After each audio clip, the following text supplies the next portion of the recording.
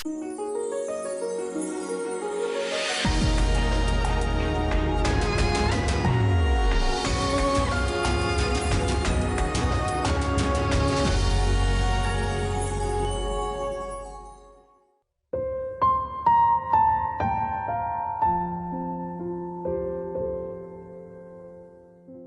yang kita kejar dalam hidup? Kekayaan, kebahagiaan, kesuksesan, atau nama besar? Menginginkan semua hal ini mungkin tidaklah salah. Tuhan pun ingin seluruh anaknya memiliki hidup yang penuh berkat. Namun, ketika semua harapan dan pencapaian kita membelokkan hati kita dari Tuhan, masih beranikah kita mengucapkan Tuhanlah yang terutama dalam hidup kita?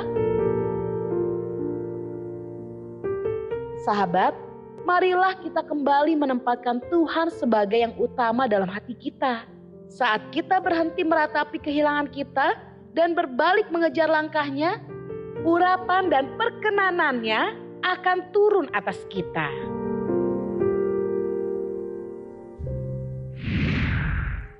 Halo sahabat yang baik, berjumpa lagi di program Terang Kasih. Nah, kita sudah saksikan video pembuka ya. Diingatkan apa sih yang kita kejar sebetulnya ya. Apa yang menjadi prioritas hidup kita ya. Dan Tuhan mengingatkan kita supaya kita mengejar Tuhan ya. Amin ya sahabat yang baik. Tema kita hari ini adalah mengejar hati Tuhan. Nah, kita berdoa ya supaya firman ini benar-benar membuat kita mengerti bagaimana kita hidupnya mengejar hati Tuhan. Bapak, kami bersyukur Kau mengingatkan kepada kami apa sebetulnya kami kejar dalam kehidupan kami. Apa sebetulnya kami utamakan dalam kehidupan kami. Biarlah melalui firman ini kami disadarkan untuk kami mengejar Engkau dan memprioritaskan Engkau dalam kehidupan kami. Kami siap menerima firman-Mu dan membuka hati kami. Di dalam nama Yesus kami berdoa. Amin. Amin. Sebelum kita membaca firman Tuhan, mari kita katakan apa kata Tuhan tentang diri kita. Bahwa saya spesial di mata Tuhan. Saya berharga di mata Tuhan. Iya, saya sangat dikasihi Tuhan. Kehidupan saya dan masa depan saya bersama Tuhan adalah sungguh amat baik. Katakan amin. Amin ya. Sahabat yang baik, mari kita akan baca firman Tuhan ini dari Kisah Para Rasul 13 ayat yang ke-22. Kita akan baca firman-Nya demikian. Setelah Saul disingkirkan, Allah mengangkat Daud menjadi raja mereka. Tentang Daud, Allah telah menyatakan, aku telah mendapat Daud bin Isai, seorang yang berkenan di hatiku dan yang melakukan segala kehendakku. Mari kita baca dalam versi The Passion Translation, Kisah Para Rasul 12 ayat 22. Demikian firman Tuhan. Sesudah menyingkirkan dia, Allah mengangkat Daud menjadi raja karena Allah berkata tentang dia, aku telah menemukan Daud, anak Isai, orang yang selalu mengejar di hatiku dan akan menyelesaikan semua yang sudah kutentukan untuk dilakukan olehnya. Amin. Wah, luar biasa ya. Daud mengejar hati Tuhan ya. Luar nah, biasa. sementara Saul yang dikejar bukan Tuhan, kepentingannya sendiri ya. Nah, Saul disingkirkan oleh Tuhan karena Saul tidak mengejar hati Tuhan. Saul lebih fokus dan lebih mengutamakan kepentingannya sendiri. Sehingga Saul tidak sampai pada destininya dan bahkan Saul posisinya sebagai raja telah ditukar dan digantikan oleh Daud.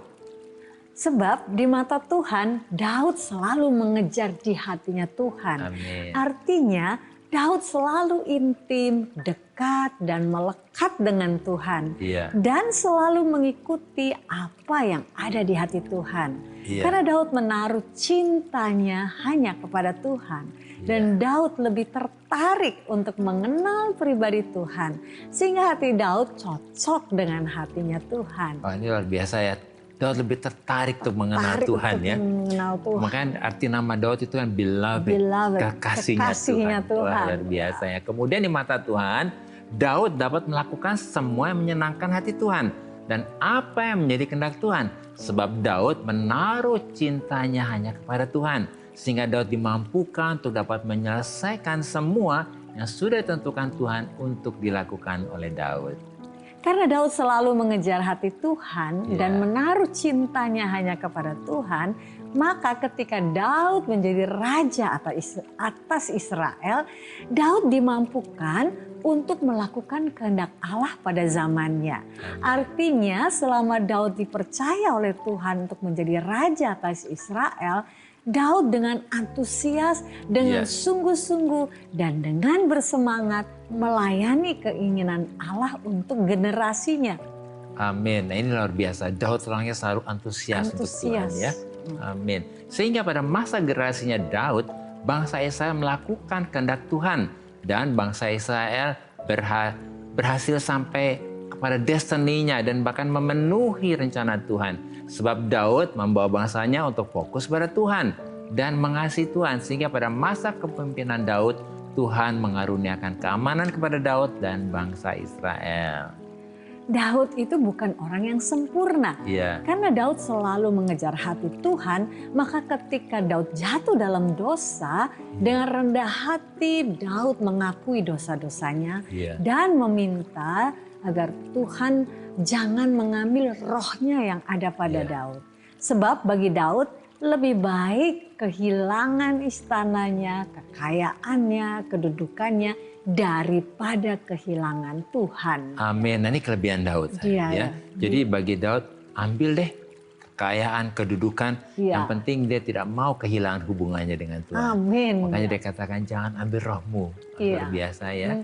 Bahkan Daud juga dikatakan di sini tidak mengejar kekayaan. Dia tidak terikat dengan kekayaannya. Karena Daud selalu mengejar hati Tuhan, maka ketika Daud tinggal di sananya, hidupnya sudah diberkati. Ya, Daud berkata bahwa seharusnya tinggal di sana itu Tuhan, bukan aku Daud. Karena pada masa itu tabut Allah hanya tinggal di kemah Daud yang sederhana, hanya pondok seperti itu. Sebab bagi Daud kesukaannya adalah tinggal di hadirat Tuhan dan dekat dengan Tuhan. Nah, melalui kisah Daud ini, Tuhan ingin supaya kita memiliki hati yang seperti Daud. Yang mengejar di hati Tuhan dan yang menaruh cinta kita hanya kepada Tuhan. Sehingga hati dan pikiran kita hanya fokus kepada Tuhan. Bukan kepada masalah dan supaya kita selalu intim dengan Tuhan. Maka kita akan dimampukan untuk dapat melakukan kehendak Tuhan dan menjadi berkat. Wah, luar biasa ya. Melakukan kehendak Tuhan dan menjadi berkat ya. Nah, sahabat yang baik, mari kita baca firman Tuhan ini dari Mazmur 27 ayat yang keempat. Demikian firman Tuhan. Inilah satu hal yang kurindukan dari Allah. Satu hal yang kucari di atas semua yang lain.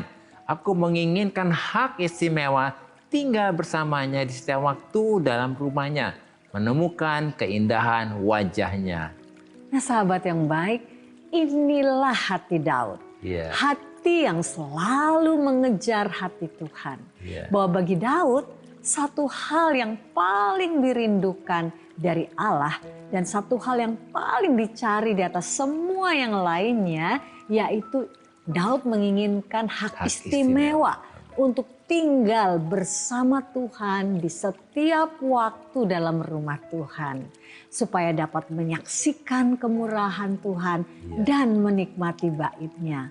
Kemudian supaya menemukan dan menikmati keindahan wajah Tuhan. Amin. Wah, luar biasa ya kerinduannya. Dia kepingin menikmati hadirat Tuhan ya. Jadi hati Daud yang selalu mengejar hati Tuhan ini membuat Daud menginginkan hak istimewa itu. Yaitu untuk dapat menjalani hidupnya begitu dekat dengan Tuhan. Yaitu dengan selalu mengagumi dan memuji-muji Tuhan. Sehingga Daud selalu dapat merasakan dan menikmati hadirat Tuhan yang begitu indah dan yang luar biasa ini. Dan juga Tuhan dapat menikmati setiap pujian dan penyembahan, bahkan doa-doa dari Daud. Nah, melalui renungan ini kita dapat menyimpulkan bahwa ketika kita memiliki hati seperti Daud, yaitu hati yang mengejar hati Tuhan, maka hati kita akan menyatu dengan hati Tuhan. Ya, dan sehingga Tuhan akan buat kita dan memampukan kita untuk dapat melakukan kehendak Tuhan dan menjadi berkat. Amin. Nah, sahabat yang baik, jika saat ini ada dari kalian yang memiliki beban permasalahan, tekanan hidup, minta didoakan atau ingin bersaksi seputar kehidupan rohani, silahkan DM, komen, atau kirim video ke Instagram @terangkasih_rtv. Jangan kemana-mana, pastikan tetap ada di Terang Kasih.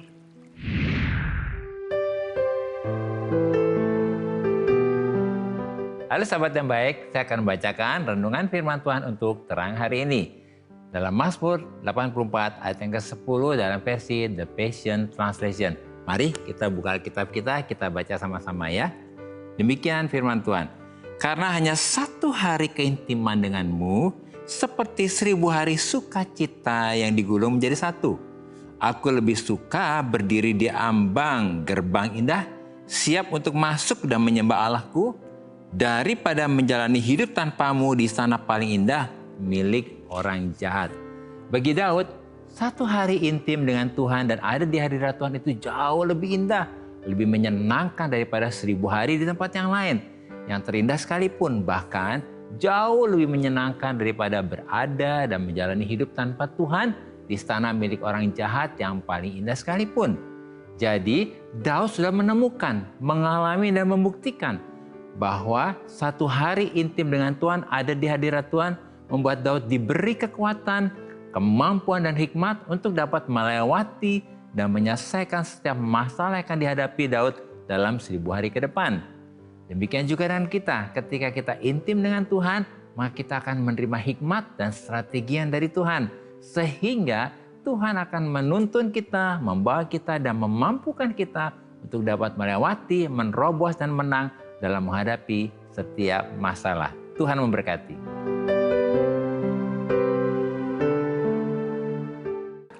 Nah sahabat yang baik, ini ada beberapa DM masuk. Salah satu di antaranya kita baca ya, dari @rina.simanungalit. Iya, kita akan baca ya. Shalom terang kasih, shalom juga Rina. Saat ini saya sedang mendalami rohani. Saya suka datang ke banyak gereja. Tapi kenapa sampai saat ini saya belum merasakan kehadiran Tuhan datang kepada saya? Apa yang salah pada diri saya ya Pak Bu? Ya Rina, memang ini satu pengalaman pribadi ya. Iya. Kita nggak bisa mengukur udah ke gereja ini kayaknya udah oke gitu ya. Nah, karena yang penting adalah perjumpaan Rina dengan Tuhan ya. Seperti wanita Samaria ketika dia berjumpa dengan Tuhan di sumur Yakub itu ya. Hidupnya wanita Samaria ini kan sebetulnya juga sudah tahu semuanya, tapi berjumpa dengan Tuhan membuat hidupnya berubah. Nah, Rina berdoa, Tuhan, saya rindu untuk mengalami perjumpaan pribadi dengan Tuhan ya. Silakan sayang. Iya Rina, waduh terima kasih ya untuk apa yang disampaikan ya. Iya. Jadi saya baca nih, sudah banyak ke gereja. Iya. Tapi kenapa ya sampai saat ini belum merasakan kehadiran Tuhan datang kepada saya. Nah Rina, sesungguhnya Tuhan itu sangat dekat denganmu. Bahkan ada dalam kehidupan. Ada bersama dengan engkau. Iya, iya. Jadi mungkin langkah awalnya ya, praktisnya gitu ya. Iya. Jadi ketika kita bangun pagi, kita menyadari, Tuhan terima kasih ya. Iya. Aku bangun dalam keadaan sehat ya. Aku dalam keadaan baik. Tuhan terima kasih, aku percaya Engkau ada bersamaku. Menghadirkan Tuhan. Jadi kita menghadirkan Tuhan di dalam kehidupan kita sehari-hari ya. Dan menyadari Tuhan ada. Iya, dan itu akan membuat kita menyadari bahwa Allah itu ada bersama dengan kita ya. Nah, saya dulu juga saya mengalami jatuh bangun gitu ya. Tapi saya mulai belajar gitu. Kalau saya di rumah, saya cuci piring, saya lihat air yang bersih mengalir. Saya mulai terima kasih Tuhan. Amin. Saya boleh tinggal di rumah ini, airnya bagus, air sehat. Ketika saya terus bersyukur dan bersyukur, saya merasakan sesuatu sentuhan yang indah ya. Jadi biarlah saat ini Rina mulai dari kehidupan yang sehari-hari ya. Awali dengan mengucap syukur, menyadari bahwa semua yang kita peroleh, maksud saya juga kita masih bisa bernafas, masih bisa sehat, makan yang baik, itu semua juga sudah anugerah. Itu adalah tanda bahwa Allah selalu hadir, Allah menjagai kita. Amin. Jadi rasakan kehadiran Allah dalam setiap segi kehidupanmu, setiap detik kehidupanmu. Sadarlah bahwa Allah ada bersamamu dan mengasihimu ya. Amin. Nah itu nanti akan membuat kesadaran kita akan Lebih peka sama Tuhan. Allah yang bersama kita itu akan jauh lebih lagi kita alami dan kita lebih peka akan adanya Kehadiran Tuhan bersama dengan kita ya. Dan mungkin sahabat yang baik juga seperti Rina tadi ya. Saya udah ke gereja, udah ke sini kok nggak merasakan Tuhan ya. Nah, mari kita buka hati kita berdoa ya. Supaya hari ini Tuhan sendiri hadir dalam kehidupan Rina dan sahabat yang baik ya. Mari kita mau datang pada Tuhan. Bapa, kami bawa Rina dan sahabat yang baik yang merindukan perjumpaan dengan Engkau Tuhan. Rina sudah bercoba untuk mencari Engkau ke gereja dan ke tempat-tempat rohani. Biarlah hari ini matanya terbuka, hatinya terbuka. Buat Rina bisa melihat dan menyadari bahwa Tuhan sudah ada dalam kehidupannya. Begitu juga untuk para sahabat yang baik, terbuka hatinya, terbuka matanya. Biarlah diberi kepekaan untuk menyadari kehadiran Tuhan. Kita berdoa hari ini Tuhan, ajar Rina untuk selalu bersyukur di dalam setiap perkara yang kecil sekalipun. Sehingga Rina diberi kesadaran dan kepekaan akan kehadiran Tuhan. Kita berdoa hari ini Tuhan, datanglah dalam kehidupan Rina. Terjadilah perjumpaan itu. Dan juga untuk sahabat yang baik, Kau hadir dalam kehidupan anak-anakmu ini Tuhan, yang mencari Engkau. Di dalam nama Yesus saya berdoa. Amin. Amin ya. Nah ini ada lagi nih dari Levi Arianto. Pak, Bu, waktu saya dalam sehari dipakai untuk bekerja memenuhi kebutuhan keluarga. Saya kerja serabutan. Akhirnya saya tidak punya waktu untuk Tuhan.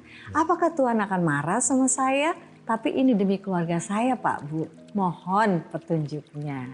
Ya. Kita panggilnya apa nih? Levi. Levi ya. Levi ya. Levi.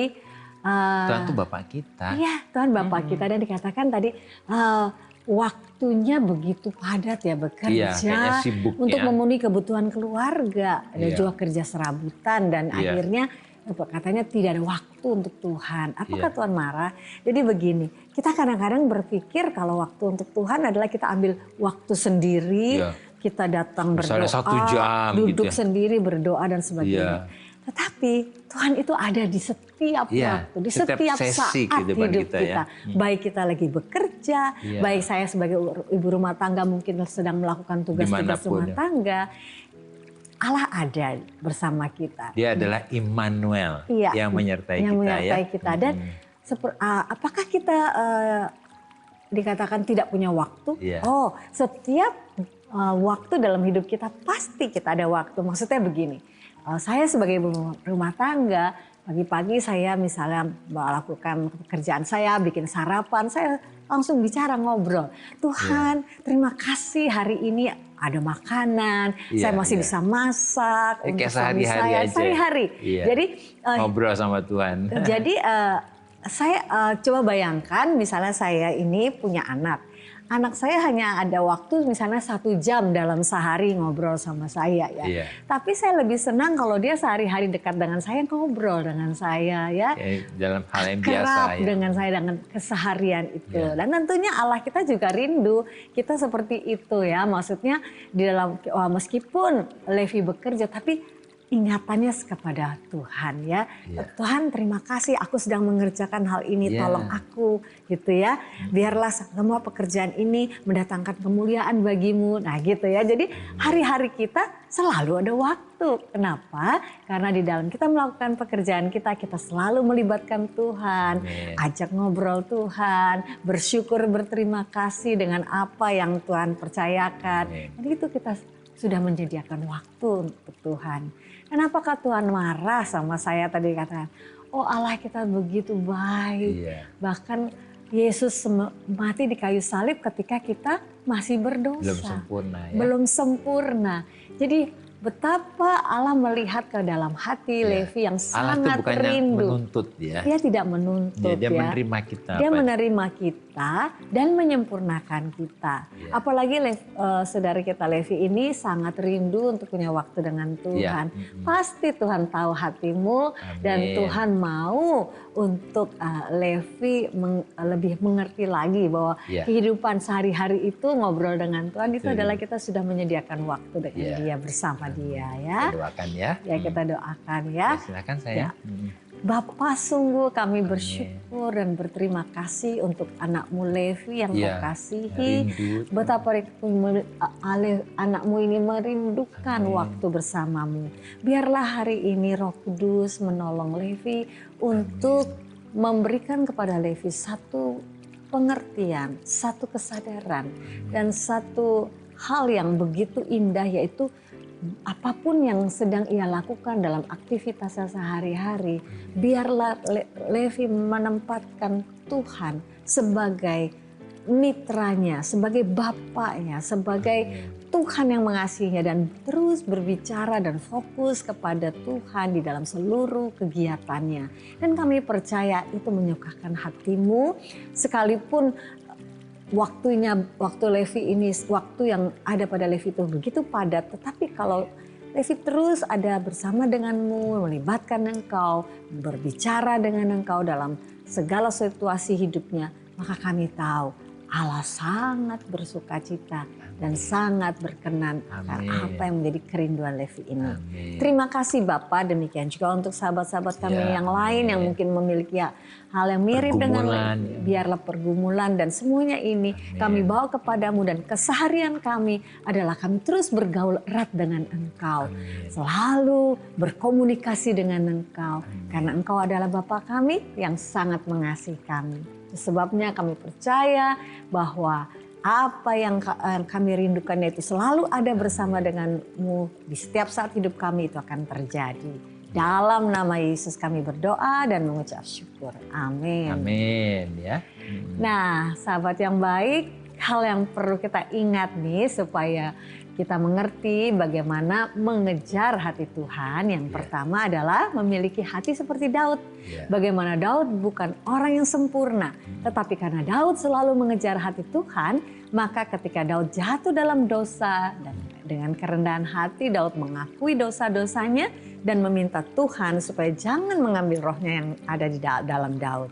Sebab bagi Daud lebih baik kehilangan istananya, kekayaannya dan kedudukannya daripada kehilangan Tuhan. Nah, yang kedua, memiliki hati seperti Daud. Bagaimana Daud tidak mengejar kekayaan, tidak terikat dengan kekayaannya juga, dan Daud juga dikatakan sini selalu mengejar hati Tuhan. Maka ketika Daud tinggal di istananya, Daud berkata bahwa seharusnya yang tinggal ini Tuhan, bukan aku, bukan Daud. Karena pada masa itu tabut Allah hanya tinggal di kemah Daud yang sederhana. Sebab bagi Daud kesukaannya adalah tinggal di hadirat Tuhan dan dekat dengan Tuhan. Dan yang ketiga, memiliki hati seperti Daud, bahwa bagi Daud satu hal yang paling dirindukan dari Allah dan satu hal yang paling dicari di atas semua yang lainnya, yaitu menginginkan hak istimewa untuk tinggal bersama Tuhan di setiap waktu dalam rumah Tuhan, supaya dapat menyaksikan kemurahan Tuhan dan menikmati bait-Nya, kemudian supaya menemukan dan menikmati keindahan wajah Tuhan. Amin. Nah, sahabat yang baik, apakah saat ini engkau sedang mengejar sesuatu yang sepertinya lebih penting dari Tuhan dan semuanya itu membuat engkau lelah dan menjadi sia-sia? Mari datang kepada Tuhan, serahkan hidupmu kepada Tuhan. Sahabat yang baik, Daud hanya membutuhkan satu hal yang dapat mengubah kehidupannya, yaitu menginginkan hak istimewa untuk selalu dekat dengan Tuhan dan ada di hadirat Tuhan. Demikian juga dengan kita. Satu hal inilah yang akan merubah kehidupan kita, yaitu memiliki hak istimewa untuk dapat intim dengan Tuhan dan ada di hadirat Tuhan. Mari kita datang kepada Tuhan. Lebih baik satu hari di pelataran-Mu daripada 1000 hari di tempat lain. Oh, memuji-Mu, menyembah-Mu, Kau Allah yang hidup, dan menikmati semua kemurahan-Mu. Bapa, kami bersyukur oleh anugerah Tuhan. Roh Kudus menolong dan memampukan kami untuk berubah dan menjadi pribadi yang selalu intim, dekat, dan selalu mengejar di hati Tuhan. Sehingga kami menjadi pribadi yang cocok dengan Tuhan dan yang menyenangkan hati Tuhan. Dan kami dapat menyelesaikan semua yang sudah ditentukan oleh Tuhan dengan antusias, dengan sungguh-sungguh, dengan bersemangat dalam melayani apa yang menjadi keinginan Tuhan pada masa generasi kami. Dan kami dimampukan untuk sampai dan memenuhi destiny kami, sehingga kehidupan kami memuliakan Tuhan. Dalam nama Yesus, amin. Terima kasih sahabat yang baik sudah setia menyaksikan program Terang Kasih. Dan sahabat yang baik, jika ada dari saudara yang memiliki beban permasalahan, tekanan hidup, minta didoakan, atau ingin bersaksi seputar kehidupan rohani, silahkan DM, komen, atau kirim video ke Instagram @terangkasihrtv. Sampai jumpa kembali di episode selanjutnya. Tuhan memberkati. Lebih baik satu hari di pelataranmu daripada 1000 hari di tempat